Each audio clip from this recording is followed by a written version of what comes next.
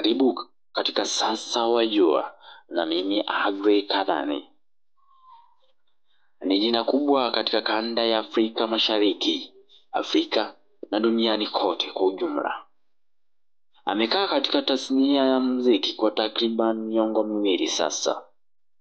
Wengi wanampenda kwa umahiri wake wa sauti na vibao vingi chini ya jina lake.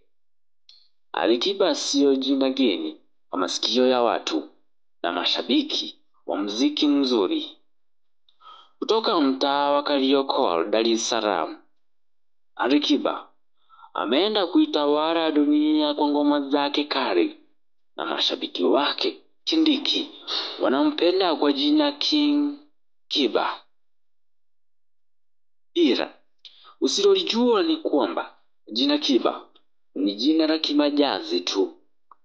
Jina lake halisi ni Ali Saraha. Jina Kiba lilikuja baada ya mamake kupachikwa jina hilo na majirani zake. Urefu wa jina hilo ni kibanio, kumaanisha pegs.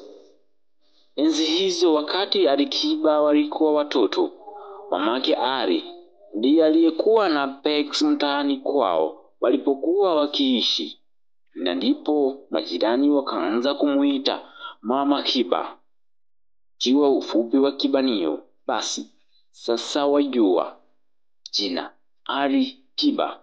Kiba lilitoka wapi na jina rasmi la Ali Kiba ndani ya Sasa Wajua nami Agrey Kadhani.